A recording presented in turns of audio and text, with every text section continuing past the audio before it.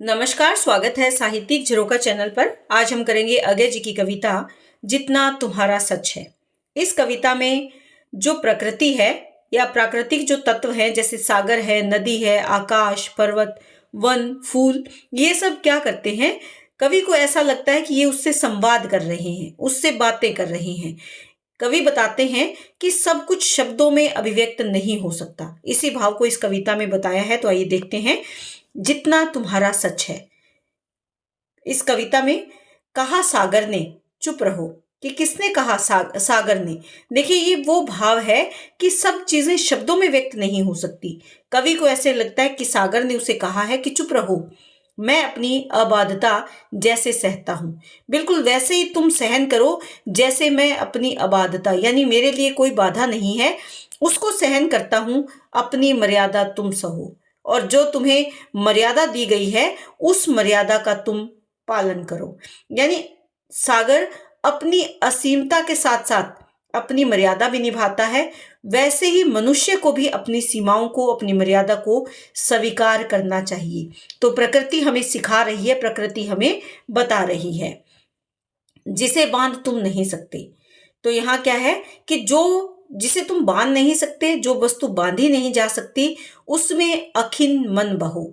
अखिन यानी शांत चित होकर उसके साथ चलना ही उचित है। जिसे तुम रोक नहीं सकते, जिसमें तुम परिवर्तन नहीं कर सकते, उसके साथ शांत भाव से चलते रहो। मौन भी अभिव्यंजना है, यानी कुछ ना कहना भी बहुत कुछ कहना है। जितना तुम्हारा सच है उतना ही कहो, यानी जितना तुम्हारे पास सत्य है उतना ही कहो। उससे ज्यादा अगर तुम कुछ नहीं जानते तो मौन को धारण कर लो, क्योंकि मौन भी अपने आप में क्या है? अभिव्यंजना है, अर्थात एक अभिव्यक्ति है, एक भाव की अभिव्यक्ति है। कहा नदी ने भी, नहीं मत बोलो। नदी ने भी क्या कहा?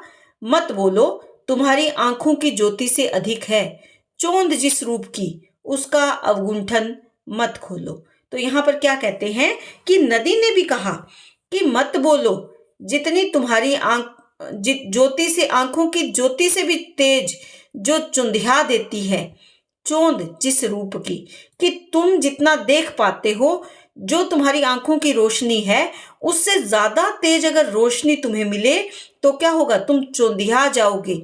उस रूप की, उसका अवगुंठन मत खोलो, अर्थात वो पर्दा मत हटाओ। पर्दा, पर्दा क्या? यानी अवगुंठन। अवगुंठन से अभिप्राय क्या है? पर्दा, जो मार्ग को बाधित कर रहा है, किस? उस चकाचौंध रोशनी के आने में। उस पर्दे को मत हटाओ, क्योंकि वो तुम्हारी आंखों को चौंधिया देगा, तो उसको तुम मत देखो। ढीठ से टोह कर नहीं, मन के उन्मेष से उसे जानो, उसे पकड़ो मत, उसी के हो लो। तो यह क्या कहना चाहते हैं? दीठ क्या होती है? आंख। आंख से टोह कर नहीं, टोहना यानी खोजना, ढूंढना, टटोलना। तो ये कहते हैं आंखों से मत टटोलो, आंखों से मत ढूंढो, मन के उन्मेष से। यानी मन, उन्मेष क्या होता है? प्रेरणा, आत्मिक जागृति कहें या अंतः प्रेरणा कहें, कि अंदर की जो प्रेरणा है, उस प्रेरणा के भाव से। किसके प्रेरणा से? मन से। कहने का भाव क्या है कि तुम बाहरी जो तुम्हें दिख रहा है उससे किसी को जानने की कोशिश मत करो, बल्कि आत्मिक जागृति से तुम दूसरे को पहचानो, उसे जानो, उसे पकड़ो मत, उसी के हो लो।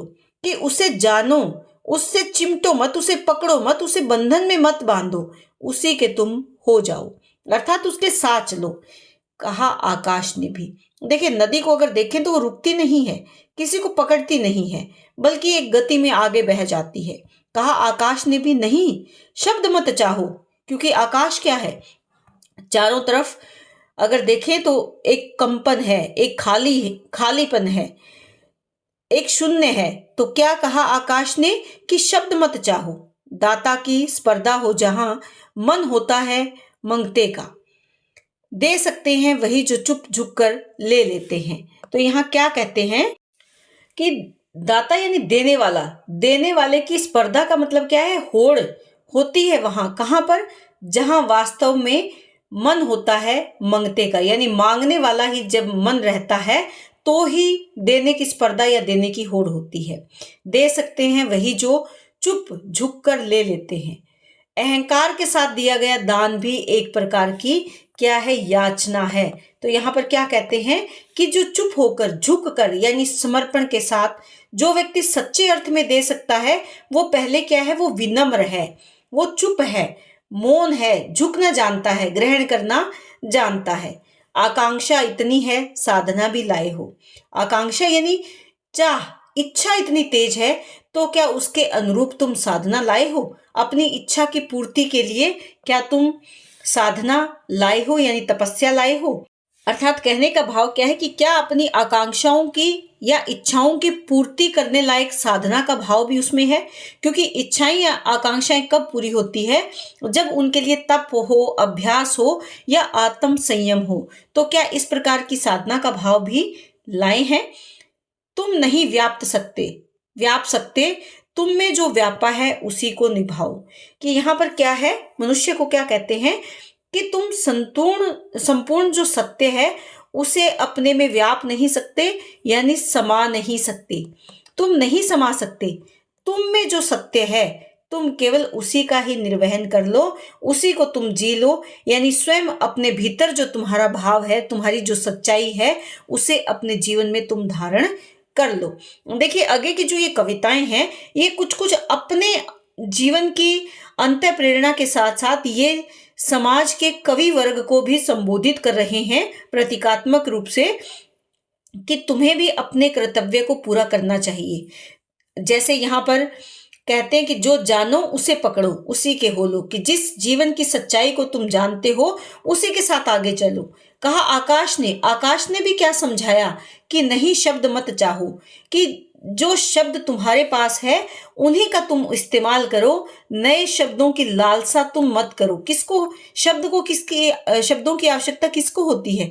कवियों को अपने काव्य की अभिव्यक्ति के लिए, या जो वैचारिक प्राणी है उसे अपने विचारों की अभिव्यक्ति के लिए। तो कहते हैं कि तुम शब्दों की ज्यादा लालसा मत करो, जो शब्द तुम्हारे पास हैं उन्हीं का सटीक इस्तेमाल करो। देने वाले अगर हो तो मांगने का भाव भी उसी प्रकार से आता है। तो जो दे सकते हैं वो चुप हैं, झुक जाते हैं, विनम्र हो जाते हैं। तो इसी प्रकार से आकांक्षा की बात है कि अगर जीवन में कुछ इच्छाएं हैं, आकांक्षाएं हैं, तो उनकी प्राप्ति के लिए तप भी होना चाहिए, तपस्या भी होनी चाहिए। तुम्हारे पास जो है, जो समाया हुआ है उसी का तुम निर्वहन कर लो, दिखावा मत करो, कुछ और बनने की कोशिश मत करो। जो सत्य तुम्हारे पास है उसे अपने जीवन में तुम शामिल कर लो। यही कहा पर्वत ने, यही घन वन ने। ये किसने कहा? पर्वत ने कहा। पहाड़ ने भी यही कहा, यही बादल ने कहा, यही वन ने कहा, यही झरने ने कहा, और यही किसने कहा? सुमन ने। ये सुमन यानी फूलों ने कहा। तितलियां, पतंगे, मोर और हिरने यही बोले सारस, ताल, तालाब, खेत, कुएं और झरने। नगर के राजपथ, चौबारे, अट्टारियां यानी ऊंची जो इमारतें हैं, चीखती चिल्लाती हुई दौड़ती जनाकुल गाड़ियां, चीखती हुई चिल्लाती हुई दौड़ती हुई जो जन की व्याकुलता को दर्शाती हुई जो गाड़ियां हैं, अग जग एक मत, मैं भी सहमत हूं, मौन नत हूं। मैं भी यानी स्वयं कवि भी, ये जो चेतन और जड़ संसार है, जो अग जग है यानी जिसमें चेतनता और जड़ता है, वो संसार भी क्या है? एक मत है। और मैं भी सहमत हूं, मौन नत हूं, मौन हूं और नतमस्तक हूं। तो यहां पर क्या कहना चाहते हैं कि जो निर्जीव और सजीव दोनों मिलकर एक ही क्या संदेश दे रहे हैं? संपूर्ण ब्रह्मांड एक स्वर में मौन है, विनम्रता और सत्य का संदेश यहाँ पर दे रहे हैं। यानी संपूर्ण ब्रह्मांड, ये सभी जो चीजें हैं, चाहे पर्वत है, घन है, वन है, झरना है, सुमन है, तितलियां, पतंगे, मोर, हिरने, सारस, ये सब अग जग, राजपथ, चौबारे, अट्टारियां, चीखती चिल्लाती दौड़ती जनों, व्याकुल जनों की जो गाड़ियां हैं, मानव की व्याकुलता को दर्शाती हुई जो गाड़ियां हैं, ये जड़ और चेतन जो संसार है। और कवि स्वयं भी एक मत है, इसीलिए वो मौन है और नतमस्तक है। तब कहता है फूल, अरे तुम मेरे हो। वन कहता है, वाह मित्र तुम मेरे हो। नदी उलाहना है, मुझे भूल जाओगे। नदी का उलाहना है, यानी नदी क्या करती है, उलाहना देती है। और भीड़ भरे राजपथ का बड़े तुम विचित्र हो। सभी के अस्पष्ट संवेद, यानी एक समान संवेद को अर्थ देता कहता है नभ। मैंने प्राण तुम्हें दिए हैं, आकार तुम्हें दिया है, स्वयं भले में मैं क्या हूं, शून्य हूं। तो यहाँ पर कवि ने कौन से भाव अभिव्यक्त किए हैं कि जब वो क्या हो जाता है, मौन हो जाता है और नतमस्तक हो जाता है, तब प्रकृति किस प्रकार से अभिव्यक्ति करती है। तब फूल क्या कहता है कि अरे तुम मेरे हो, यानी मेरे अपने हो। वन भी उसे विनम्रता से स्वीकार कर लेता है कि तुम क्या हो, मेरे मित्र हो। इसका अर्थ क्या है कि जब मनुष्य मौन है, नतमस्तक है, यानी क्या कर देता है, वो अहंकार का त्याग कर देता है, तब वनस्पति भी उससे एक क्या करती है, एक आत्मिक संबंध बना लेती है, एक आत्मिक संबंध उसके साथ स्थापित हो जाता है। नदी उसे उल्हाना देती है। उल्हाना भी किस प्रकार से, स्नेह के कारण, स्नेहवश होकर, स्नेहपूर्ण या स्नेहवश होकर। क्या मुझे भूल जाओगे, कि क्या तुम मुझे भूल जाओगे, जिस नदी के साथ तुमने इतना समय बिताया है या जिससे तुम इतना कुछ सीखा है, क्या भूल तो नहीं जाओगे। ये क्या दर्शाता है कि प्रकृति मनुष्य से निरंतर संबंध बनाए रखना चाहती है। और भीड़ भरा जो राजपथ है वो क्या कहता है कि तुम तो बड़े विचित्र हो, क्योंकि संसार जो है ये क्या है, ये भौतिकवादी है। ये भौतिक शोरगुल भरा जीवन ऐसे मौन और जो समर्पित व्यक्ति है उसको समझ नहीं पाता। वो सभी के अस्पष्ट संवेद को अर्थ देता है और कहता है नभ, कि जो स्पष्ट नहीं है। ऐसा जो समान भाव है किसका, भीड़ से भरे हुए राजपथ का, यानी इस समाज का जो एक भौतिक शोरगुल भरे जीवन का जो भाव है वो, क्योंकि जब कोई मौन अभिव्यक्त करता है या मौन से अपनी अभिव्यंजना देता है तो उसके प्रति समाज क्या करता है, प्रश्नात्मक हो जाता है। ऐसे में आकाश क्या कहता है कि मैं एक नया अर्थ दूंगा, अर्थ देता है उसके भावों को, उसके मौन को एक अर्थ देता है। क्या कहता है कि मैंने प्राण दिए हैं, मैंने प्राण तुम्हें दिए हैं। जो आकाश है सबके अस्पष्ट जो भाव हैं उन भावों को अर्थ देता है और कहता है कि उसी ने मनुष्य को प्राण और आकार दिया है। किसने, नभ ने, आकाश ने। आकाश से अभिप्राय यहाँ पर क्या है, परम सत्ता परमात्मा की, परम सत्ता की, परम सत्ता जिसने सृष्टि की रचना की है। वो यहाँ संकेत करते हैं कि प्राण कहाँ से मिले, परम सत्ता से, नभ से, आकाश से। आकार तुम्हें दिया है और इसके साथ साथ एक आकार दिया है, स्वयं भले मैं शून्य हूं। अर्थात परम सत्ता परमात्मा का स्वयं कोई अस्तित्व नहीं है, वो शून्य है, लेकिन फिर भी आकार किसको दिया है, मनुष्य को।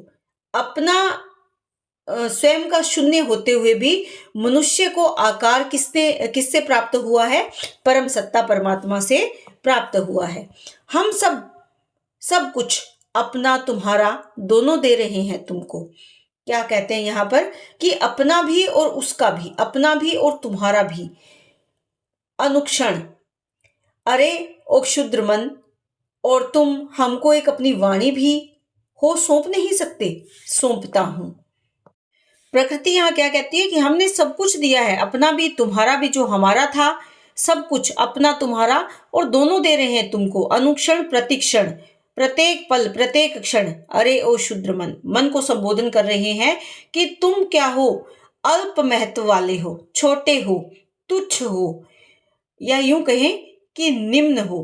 तो क्योंकि शुद्र से अभिप्राय क्या है कि तुम्हारी सोच क्या है, लघु है, छोटी है, और तुम हमको एक अपनी वाणी भी सौंप नहीं सकते, सौंपता हूं। तो यहाँ पर समर्पित का भाव है। कवि कहते हैं कि लेखक या कवि या जो मानव है उसकी सोच क्या है, सीमित है, संकुचित है।